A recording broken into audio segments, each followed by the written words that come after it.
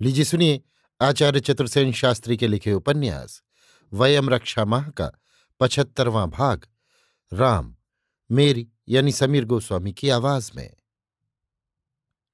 जब सूर्यपुत्र मनु और उसके दामाद बुध ने अपने पैतृक राज्यवंशों की स्थापना कर ली और सूर्यमंडल और चंद्रमंडल दोनों का भली भांति विस्तार हो गया, तब उत्तर भारत आर्यावर्त के नाम से विख्यात हो गया तथा इस आर्यावर्त की समृद्धि संपूर्ण भारत से बढ़ चढ़कर हो गई। इन आर्यों में अनेक सांस्कृतिक नवीन स्थापनाएं हुईं। प्रथम तो ये कि इन दोनों ही कुलों ने अब तक चली आती हुई मातृसंज्ञक वंश परंपरा को त्याग पितृमूलक वंश परंपरा स्थापित की। कुल परंपरा को पितृमूलक निश्चित करने में एक महत्वपूर्ण सांस्कृतिक परिवर्तन ये हुआ कि आर्यों में विवाह मर्यादा दृढ़बद्ध मूल हो गई और स्त्रियों के लिए पुरुष पति या स्वामी हो गए। उनके शरीर और जीवन की संपूर्ण सत्ता पर उसका अखंड एवं सर्वतंत्र अधिकार हो गया। यहाँ तक इस मर्यादा का रूप बना कि यदि वीर किसी अन्य पुरुष का भी अनुदान लिया हो तो भी संतति का पिता उस स्त्री का वो पति ही माना जाएगा जिससे उसका विवाह हो चुका है। अविवाहित स्त्रियों का पिता भी वही पति होगा। बहुत से ऋषियों ने तो वीरदान अपना एक पेशा ही बना लिया, जिसमें उल्लेखनीय वेद ऋषि दीर्घतपा थे। वशिष्ठ और दूसरे वरिष्ठ ऋषियों ने भी अन्य राजाओं की पत्नियों को वीरदान दिया। ऐसी सभी संतानें न माता की मानी गईं न वीरदाता पुरुष की। प्रत्युत वे उस पुरुष की संतानें और उसी कुल गोत्र को चलाने वाली प्रसिद्ध हुईं जो उसकी माता का विवाहित पति एवं स्वामी था। इससे आर्य जाति को ये लाभ तो अवश्य हुआ कि वो एक संगठित जाति हो गई, परंतु इससे एक नई और महत्वपूर्ण बात ये उत्पन्न हो गई कि उनकी राज्य संपत्ति आदि सब व्यक्तिक होती गई और देखते ही देखते मानवों और ऐलों के महाराज्यों का विस्तार हो गया। परंतु इससे स्त्रियों के अधिकारों का खात्मा हो गया। पत्नी का अपना कुल गोत्र कुछ भी न रहा। पितृमूलक वंश परंपरा में पिता का कुल गोत्र केवल पुत्र को ही मिलता था, पुत्री को नहीं। इसका अभिप्राय ये कि पुत्री को पिता की संतान ही नहीं गिना गया, वो पिता के कुल गोत्र से बहिर्गत एक विच्छिन्न वस्तु मान ली गई जो वयस्क होने पर किसी पुरुष को उसकी पत्नी बनने के लिए दे दी जाती थी। उसे न पिता का कुल गोत्र मिलता था न पति का। इस प्रकार से आर्यों की वंश परंपरा में स्त्री मात्र पति के लिए संतान उत्पन्न करने की एक जीवित क्षेत्र थी। इस विवाह मर्यादा में दाम्पत्य प्रेम, समानता आदि के कुछ भी भाव न थे। न विवाह का उद्देश्य नर नारी की नैसर्गिक कामेषणा की पूर्ति था, न वो अन्य शारीरिक और भौतिक ऐषणाओं पर आधारित था। उसका उद्देश्य अपने पति के लिए, जो वास्तव में उसका स्वामी था, साथ ही मित्र या जीवन संगी बनना नहीं, संतान उत्पन्न करना था। दूसरी महत्वपूर्ण सांस्कृतिक बात जो आर्य कुलों में उत्पन्न हुई वो उत्तराधिकार थी। पिता की सारी राज्य संपत्ति का निश्चित रूप से पुत्रों को ही उत्तराधिकार मिलता था, पुत्रियों को नहीं। इस प्रकार जहां पुत्रियां पिता के कुल गोत्र से वंचित कर दी गईं, वहां संपत्ति से भी वंचित कर दी गईं। संपत्ति का सर्वार्थ में उत्तराधिकारी पुत्र था। इस प्रकार आर्यों का संगठन एक प्रकार से अस्त्रीक संगठन था, अर्थात आर्यों की जाति में स्त्री की कहीं भी गणना न थी। वो केवल पुरुष की पूरक थी। पति के लिए उसकी संपत्ति के उत्तराधिकारी को उत्पन्न करने के लिए वो ब्याही जाती थी। इसलिए विवाह में अब स्त्रियां पति को स्वेच्छा से वर्ण नहीं करती थीं, वे पिता के द्वारा दी जाती थीं। इस संबंध में उनकी सम्मति नहीं ली जाती थी, न उनकी रुचि और पसंद का विचार किया जाता था। जिस प्रकार पति को विवाह उपरांत पत्नी पर पूर्ण अधिकार प्राप्त था, उसी प्रकार विवाह से पूर्व कन्या पर पिता को। परंतु मजेदार बात यह थी कि पिता की संपत्ति में और पति की संपत्ति में उनका कुछ भी भाग न होता था। वो कुल गोत्र संपत्ति के सब अधिकारों से वंचित थी। ज्यों-ज्यों आर्यों की राज्यश्री बढ़ती गई, त्यों-त्यों विवाह के नियम रूढ़िबद्ध होते गए, जिनसे स्त्रियों की दशा एक प्रकार से दासता की सीमा को पहुंच गई। विवाह के समय उसे पति की आज्ञाकारिणी और अधीन रहने का वचन भरना पड़ता था। वो दत्ता थी। स्वयंवरों की प्रथा बड़े बड़े आर्य कुलों में प्रचलित थी, परंतु उसमें भी कन्या को अपनी पसंद का पुरुष चुनने का अधिकार न था। पिता ही उस चुनाव की कोई शर्त रख देता था और उस शर्त को पूरा करने पर वो कन्या उसी को दे दी जाती थी। ऐसे स्वयंवरों में कन्या को वीर्यशुल्का कहा जाता था। इसका अर्थ था पराक्रम के मूल्य पर कन्या की खरीद। अर्थात पराक्रम ही कन्या का मूल्य है। कुछ कुल कन्या के मूल्य में भी धन लेते थे। सीता वीरशुल्का थी, परंतु गाधी राजा ने 1000 घोड़े लेकर ऋचिक को अपनी पुत्री ब्याह दी थी। और इतना ही क्यों, राजा लोग अपनी कन्याएं पुरोहितों को यज्ञ दक्षिणा की भांति भी दे देते थे। जैसे दशरथ ने ऋष्यशृंग को अपनी कन्या शांता दे दी थी। बहुपत्नीत्व की प्रथा भी इसी कारण चली। पति को अनेक स्त्रियों से ब्याह करने के अधिकार प्राप्त हो गए, पर पत्नी को नहीं।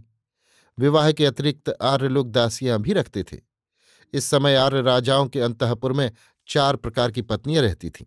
एक महिषी, मुख्य महारानी, जिसे राजा के साथ यज्ञ में सम्मिलित होने का अधिकार था। दूसरी पतिव्रता, जिस पर पति का प्रेम कम हो जाता था या जो बूढ़ी हो जाती थी। तीसरी वाग्व्रता, जो मुख्य प्रेमिका होती थी। चौथी पालावली, जो प्रायः मंत्री की कन्या होती थी। अपना अधिकार बनाए रखने तथा राजा के भीतरी भेद लेने के लिए प्रायः मंत्रीगण अपनी कन्या राजा ही को देते थे। इसी प्रकार राज्यों की भी 5 श्रेणियां थीं। एक साम्राज्य, जिसमें अनेक अधीन विजित तथा करद राज्य सम्मिलित होते थे। दूसरा भोज्य, जो सम्राट द्वारा किसी भी नियुक्ति के रूप में प्रदान किया जाता था तथा शासक को केवल उसकी आय पर ही अधिकार रहता था। तीसरा स्वराज्य, जो स्वतंत्र था। चौथा वैराज्य, जो शत्रु का जय किया होता था। 5वां राज्य, जो साम्राज्य के अंतर्गत होता था। दाय भाग और उत्तराधिकार के संबंध में भी आर्यों में पहले यही विधि प्रचलित रही कि राज्य सब पुत्रों में बांट दिया जाता था। जैसे मनु ने अपने पुत्रों में समान राज्य बांट दिया था, परंतु शशिबिंदु के कुल में दाय भाग का प्रचलन हुआ। शशिबिंदु ययाति पुत्र यदु के वंश में एक चक्रवर्ती राजा था। ये चित्ररथ का पुत्र था। शशिबिंदु विदर्भ का राजा था। इसने अनेक अश्वमेध यज्ञ किए और बहुत स्वर्ण बांटा। इसके पास स्वर्ण का अटूट भंडार था। प्रसिद्ध चक्रवर्ती मानव मानधाता शशिबिंदु का दामाद था। कपियों ने शशिबिंदु के पिता चित्ररथ का यज्ञ कराया। उसमें उस अकेले को ही अन्नादि का अध्यक्ष बनाया। इसके बाद उसी यज्ञ में चित्ररथ ने ये घोषणा कर दी कि मेरे वंश में एक ही छत्रपति होगा, शेष उसके अनुजीवी होंगे। अर्थात जैसे मनु ने अपने सब पुत्रों में राज्य बांटा, उसी प्रकार चित्ररथ की भावी संतानों में राज्य का बंटवारा नहीं होगा। राज्य केवल ज्येष्ठ भाई का रहेगा, वही राजा कहाएगा। शेष भाई उसके अनुजीवी रहेंगे, उन्हें गुजारा मिलेगा। आगे चलकर मानवों ने भी इस नियम को मान लिया और तब राज्यों के बंटवारे समाप्त हो गए।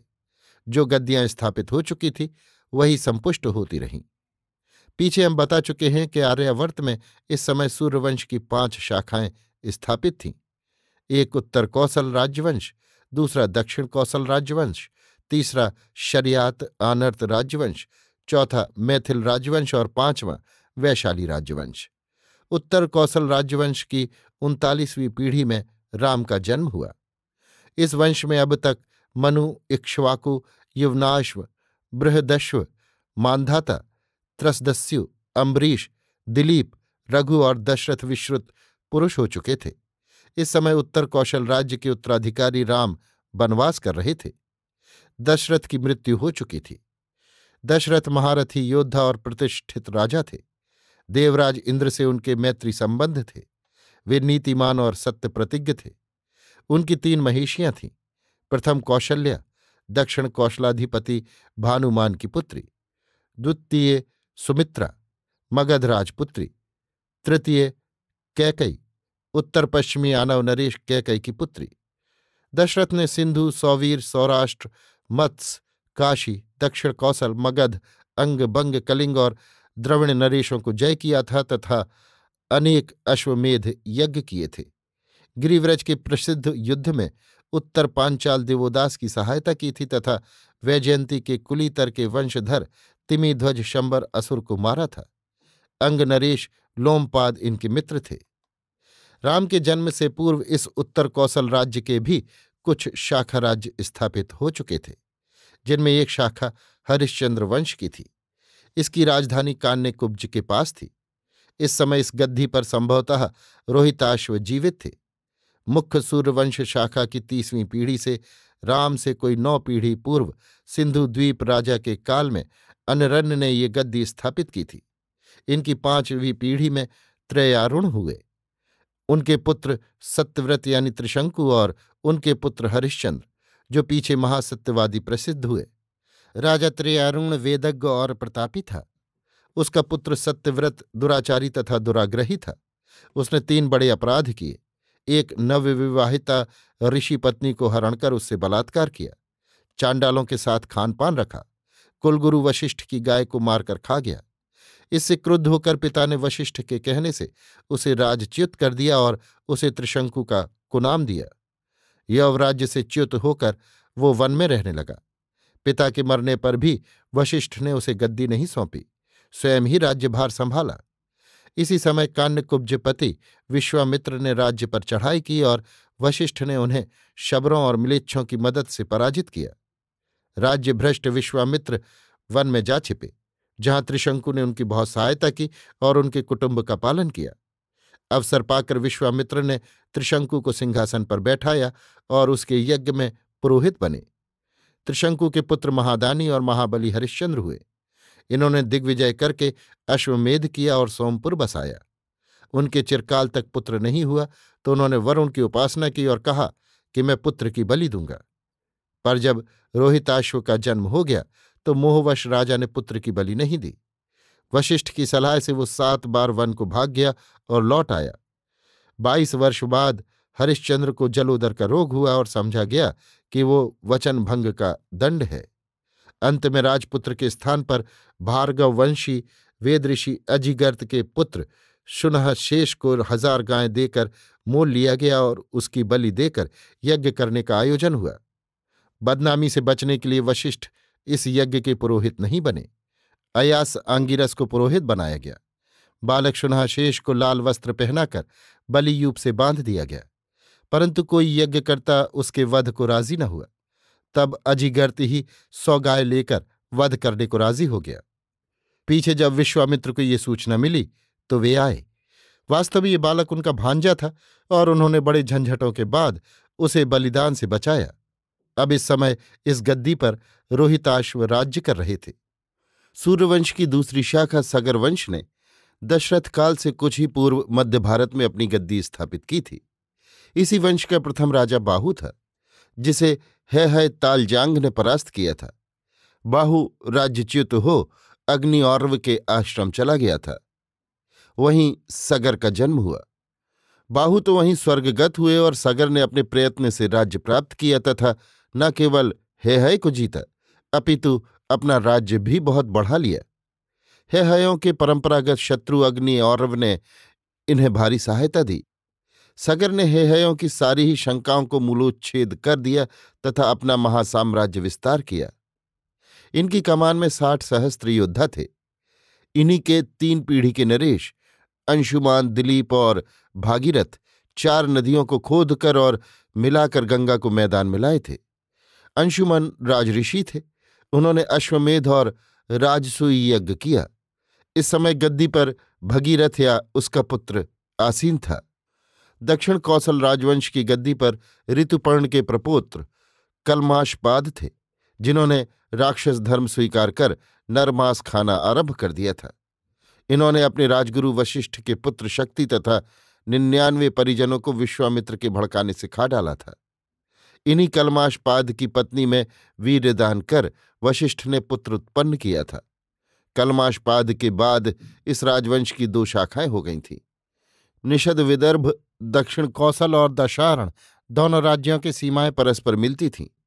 सूर्यवंश की अन्य शाखाओं का उल्लेख अन्यत्र आ चुका है। अयोध्या, श्रावस्ती और साकेत सूर्यवंश की प्रधान राजधानियां थीं।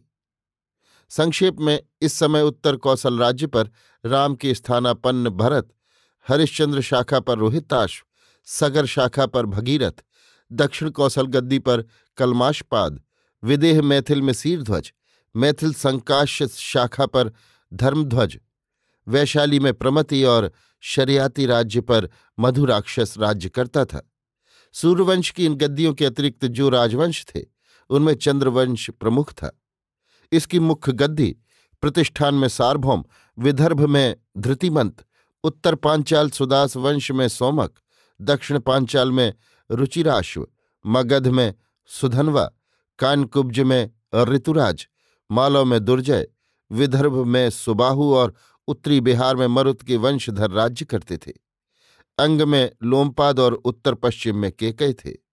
दैत्यों, राक्षसों और असुरों में रावण और मधु, ऋषियों में वशिष्ठ, विश्वामित्र, वामदेव, नारद, ऋष्य श्रृंग, मृत्यु काश्यप, सायकाश्व, देवराट, मधुच्छंदस, प्रतिदर्श, ग्रत्समद, अगसा, अलर्क, भरद्वाज आदि प्रमुख थे। दशरथ को वृद्धावस्था तक कोई संतान नहीं हुई। वार्धक्य में 4 पुत्र हुए। दशरथ की तीनों पत्नियों में बड़ी कौशल्या तो कौशल वंश की ही कन्या थी। वो दक्षिण कौशलाधिपति भानुमान की पुत्री थी। इसलिए ये वंश आर्य भी था, मानव भी था, सूर्यवंश भी था। इनके सब आचार विचार अनुकूल थे। दूसरी मगध के राजा की पुत्री थी, जो कदाचित दशरथ का करद राजा था, परंतु कैकई की बात इन सबसे पृथक थी। वो उत्तर पश्चिमी आनव नरेश की लड़की थी। पाठकों को स्मरण होगा कि सम्राट ययाति के बंटवारे में अनु को गंगा यमुना द्वाबे का उत्तरी भाग मिला था। इस वंश की 21वीं पीढ़ी में महामानस चक्रवर्ती हुए और उन्होंने सारे पंजाब को जीत लिया। उन्हें सप्तद्वीपपति तथा सप्तसागरों का स्वामी कहते थे। इनके पिता जन्मेजय को मानधाता ने हराया था। उस समय ये वंश 2 खंडों में होकर कुछ पश्चिम को और कुछ पूर्व को चला गया था। महामानस पश्चिम की ओर जाने वालों में से थे। इनके वंश ने सिंधु, सौवीर, कैकय, भद्रवाहलिक, शिवी और अम्बष्ठ राज्य स्थापित किए। इनमें कैकय प्रमुख थे। महासागर के पुत्र उशीनर और तितिक्षु थे। उशीनर ने पहले अवनीरस अपनी राजधानी बनाई थी। इनके राज्यमंडल में योधेय, अम्बठ, नवराष्ट्र और कुमिला की रियासतें भी सम्मिलित थीं। उशीनर के पुत्र शिवी थे, जिन्होंने कपोतों को शरण दी थी। इनके 4 पुत्रों ने फिर पश्चिम की ओर बढ़कर वृषदर्भ, केकय, मद्र और सौवीर राज्यों की स्थापना की थी। इस समय संपूर्ण पंजाब इन्हीं के अधिकार में था। कैकय नरेश आनव दशरथ की टक्कर के प्रबल स्वतंत्र नरेश थे। इनकी पुत्री केकय तथा पुत्र युधाजित थे। केकई मानवती, सुंदरी, गरिमामय और ठसकदार रानी थी। बड़े राजा की बेटी होने के कारण उसका मान भी बहुत था। सबसे छोटी, सुंदरी और गुणवती होने के कारण वार्धक्य में राजा उसे प्यार भी बहुत करते थे। उसका अपना अलग महल, नौकर चाकर, दास दासी थे। वो स्वतंत्र प्रकृति की स्त्री थी। युद्ध और आखेट में राजा के साथ जाती थी। ये वास्तव में कुछ तो पितृकुल का प्रभाव था और कुछ वृद्धस्य तरुणी भार्या का मामला था। परंतु सबसे महत्वपूर्ण और कठिनाई की एक बात थी। जब वृद्धावस्था होने पर भी दोनों रानियों से कोई संतान नहीं हुई, तब उन्होंने कैकय राजा की पुत्री मांगी। कैकय राजा ने इस शर्त पर पुत्री देना स्वीकार किया कि दशरथ से उत्पन्न कैकई का पुत्र कौशल राज्य का उत्तराधिकारी होगा। हम बता चुके हैं कि आर्यों की परिपाटी पितृकुल की थी तथा वहां स्त्री का कोई महत्व न था। पति ही पुत्र का स्वामी होता था। परंतु संभवतः आनवकुल आर्यों की इस मर्यादा को नहीं मानता था। इससे उसने ये प्रण रखा कि यदि दशरथ उसकी पुत्री के पुत्र को ही उत्तराधिकार दें, तभी वो अपनी पुत्री दशरथ को देगा, नहीं तो नहीं। दशरथ ने उस समय कैकई महाराज की बात स्वीकार कर ली, कुछ इस विचार से भी कि पूर्व पत्नियों से संतान न होने ही से तो वो विवाह किया जा रहा है, इसलिए ये तो होगा ही कि उसी का पुत्र उत्तराधिकारी होगा। कुछ कैकई का रूप, वैभव, उसके पिता का वरिष्ठ कुल भी काम कर गया। दशरथ ऐसी ही प्रतिज्ञा करके कैकई को ब्याह लाए। परंतु दैव प्रभाव से जब संतान हुई तो तीनों रानियों को हुई और ज्येष्ठ राम थे, जो ज्येष्ठ रानी के पेट से पैदा हुए थे। बड़े होने पर राम रूप, गुणशील और शौर्य में भी सब भाइयों में श्रेष्ठ रहे। धीरे धीरे दशरथ का सबसे अधिक मोह राम पर ही रहा और अब दशरथ को कैकई से की हुई वो प्रतिज्ञा खलने लगी। वे मनी मन राम ही को राज्य का उत्तराधिकार देने की सोचने लगे। राम के ऊपर विशेष प्रीति तो इसका कारण थी ही, और भी बातें थी। राजा बाहरी वंश की लड़की के लड़के को कौशल का राज्य नहीं देना चाहते थे। राम का मातृकुल भी कौशल ही था, मानव था, आर्य था। इससे उन्हें राम ही यौवराज्य के योग्य जचे। यद्यपि राम जन्मतः भी सब भाइयों में बड़े थे, ज्येष्ठा महिषी के पुत्र थे, ये भी बात राम के पक्ष में आती थी। परंतु कदाचित उस काल तक ज्येष्ठ पुत्र को ही राज्य मिले, ये नियम दृढ़ बद्ध मूल नहीं हुआ था। कोई भी पुत्र राज्य का अधिकार योग्यता के आधार पर पा सकता था। यदि आप पुराणों में वर्णित वंशावली को ध्यान से देखें तो आपको ज्ञात होगा कि वंशावलियों के संबंध में पुराणों में सर्वत्र ही पिता के बाद पुत्र का स्थान नहीं है, किंतु वो नाम दिया है जो पिछले व्यक्ति के बाद उत्तराधिकारी होता था। वो व्यक्ति भी सदैव पिछले व्यक्ति का पुत्र नहीं होता था, अपितु भाई, भतीजा, पौत्र अथवा अन्य संबंधी भी हो सकता था। जब जनकपुर में धनुष यज्ञ के बाद चारों भाइयों के विवाह संपन्न हो गए, तब ताड़का वध, धनुर्भंग और भार्गव परशुराम के पराभव के वृतांत ने राम के महत्व और गौरव को बहुत बढ़ा दिया। अब दशरथ ने ये दृढ़ धारणा बना ली कि जैसे बने राम को उत्तराधिकार दिया जाए। विवाह के कुछ दिन बाद राम सीता सहित अपनी ससुराल जनकपुर चले गए और कई वर्ष वहीं रहे। इसके बाद जब राम अयोध्या लौटे तो भरत के मामा युधाजित भरत, शत्रुघ्न और उनकी वधुओं को लेकर उनके ननिहाल कैकई ले गए तथा वे बहुत दिनों तक वहीं रहे। यही अवसर दशरथ ने अपनी मनोकामना पूरी करने को ठीक समझा। उन्होंने सभी अधीन राजाओं, रईसों, छत्रधारी नरपतियों को अयोध्या में निमंत्रित किया। अनेक ऋषिगणों को बुलाया। केवल भरत के मामा नाना को ये खबर नहीं भेजी, न जनक ही को सूचना दी। जब राजा और राजवर्गीय पुरुष, ऋषि और विद्वान एकत्र हो गए तो दशरथ ने उनके समक्ष अपना प्रस्ताव रखा। उन्होंने कहा, रघु से लेकर हमारे सभी पूर्वजों ने प्रजा का पुत्रवत पालन किया है। उन्होंने सदैव प्रजा के हित का ध्यान रखा। मैंने भी यथा सामर्थ्य प्रजा को सब प्रकार की सुविधाएं दी। उनके दुख को अपना दुख और उनके सुख को अपना सुख समझा। मेरी इच्छा है कि भविष्य में प्रजा इससे भी अधिक सुखी और समृद्ध हो। किंतु मैं अब वृद्ध हो चला हूं, मेरे शरीर के अवयव शिथिल हो गए हैं। मुझे अब शांति चाहिए। अब मैं अपने ज्येष्ठ पुत्र राम को अपने स्थान पर नियुक्त कर विश्राम चाहता हूं। राम राजोचित सभी गुणों से परिपूर्ण है। वो धीर है, वीर है, उदार है और धर्मात्मा है। वो पराक्रमी, साहसी, बलवान, तेजस्वी और प्रभावशाली है। अब यदि आप ठीक समझें तो मैं कल प्रातःकाल पुष्य नक्षत्र के शुभ योग में आपकी साक्षी में राम को यौवराज्य दूं। आप मेरे इस प्रस्ताव पर भली भांति विचार कर लें तथा अपने स्वतंत्र विचार प्रकट करें। पाठक देख सकते हैं कि दशरथ ने अपना प्रस्ताव कैसे युक्ति और गंभीरता से उपस्थित किया था। राम के श्रेष्ठ गुणों का बखान करने के साथ ही उनके ज्येष्ठ होने की ओर भी संकेत किया था। फिर इस संबंध में वशिष्ठ, वामदेव और विश्वामित्र जैसों की स्वीकृति तथा संकेत था। उस कारण सभी राजाओं ने राम राज्य अभिषेक का सोल्लास समर्थन किया। निस्संदेह राम के विरोध का कोई कारण भी न था। दशरथ की प्रतिज्ञा तो सब पर विदित न थी, परंतु राजनीति विचक्षण दशरथ ने सबका समर्थन पाकर फिर पूछा, आप लोग केवल मेरी प्रसन्नता के निमित्त ही ये प्रस्ताव स्वीकार करते हैं या कि आपने भी राम के उदार गुणों पर विचार किया है? तब राजाओं के प्रतिनिधियों ने सर्वसम्मति से कहा, राम वास्तव में सत्यवादी, एक सफल व्यक्ति के सब गुणों से परिपूर्ण, धर्मात्मा, धीर, वीर, पराक्रमी, तेजस्वी, साहसी, शक्तिमान, उत्साही, उदार, मृदुभाषी, बुद्धिमान, सचरित, प्रजापालक और जनरक्षक हैं। वे सर्वगुण संपन्न हैं। वे संसार के सभी जीवों को प्रिय हैं। शत्रु का मान मर्दन करने तथा उसे विजय करने का उनमें अदम्य सामर्थ्य है। वे अद्भुत पराक्रमी हैं। उनके समान देव, नाग, गंधर्व, किन्नर, दैत्य, दानव, आर्य आदि वंशों में कोई नहीं है। हम सभी हृदय से यही चाहते हैं कि राम का शीघ्रातिशीघ्र यौवराज अभिषेक कर दिया जाए। हमारे कल्याण के निमित्त आप राम को यौवराज्य पद शीघ्र दे दें। राजपुरुषों के ये वचन सुनकर दशरथ ने कहा, आप धन्य हैं, आपके विचार स्तुत्य हैं। मैं आपसे सहमत हूं। आजकल चैत्र मास है, वसंत का आगमन हो चुका है। चारों ओर वन उपवन वाटिका पूर्ण पल्लवित और पुष्पित है।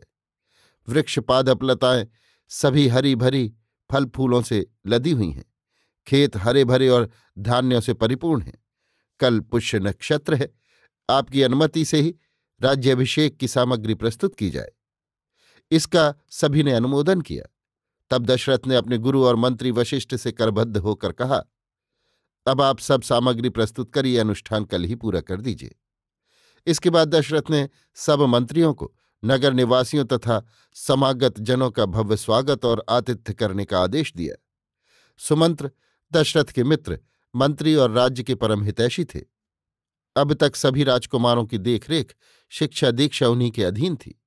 अब सुमंत्र के द्वारा राम को बुलाकर महाराज दशरथ ने कहा, रामचंद्र, तुम मेरे तथा अपनी माता के प्रिय हो, समस्त प्रजा के प्राणाधार हो। कल पुष्य नक्षत्र में मैं तुम्हें यौवराज्य विभूषित करना चाहता हूं। सभी राजवर्गीय इसमें सहमत हैं। मैं तुम्हें तुम्हारे हित की सीख देता हूं।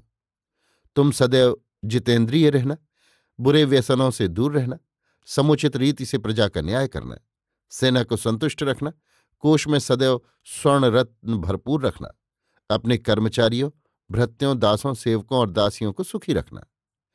इतना कहकर राजा प्रेमाश्रु बहाने लगे। फिर पुत्र को छाती से लगाकर बोले, पुत्र, मैंने इस दीर्घायु से बहुत अनुभव पाया। संसार का मुझे यथावत ज्ञान है। प्रत्येक बात का मुझे पूरा अनुभव है। मैं अब एक क्षण भी विलंब इस कार्य में नहीं करूंगा। कल ही मैं ये शुभ कार्य पूरा करूंगा। मनुष्य के विचार सदैव एक से नहीं रहते, उनमें परिवर्तन होता ही रहता है। इससे मैं अब अधिक सोच विचार में समय नष्ट नहीं करना चाहता। इसी से मैं निश्चय ही कल ये काम पूरा करूंगा। आज रात तुम और वधू सीता उपवास करो तथा शैया पर कुश बिछाकर शयन करो। रक्षकगण पूर्णतः सतर्क और सचेत रहें तथा सुमंत्र रात भर जागकर स्वयं तुम्हारी रक्षा करें। मैं जानता हूं शुभ कार्यों में बहुत विघ्न आते रहते हैं। तुम्हारे भाई नंसाल गए हैं। मेरी इच्छा है कि उनके आने से पूर्व ही तुम्हें युवराज बना दूं। यद्यपि भरत तुम्हारा अनुयायी है, फिर भी मनुष्य स्वभाव चंचल है। पिता की ये सीख सिरधार राम उनके चरणों में सिर झुका अपने आवास को चल दिए। अभी आप सुन रहे थे आचार्य चतुर्सेन शास्त्री के लिखे उपन्यास वयम रक्षामः का 75वां भाग, राम, मेरी यानी समीर गोस्वामी की आवाज में।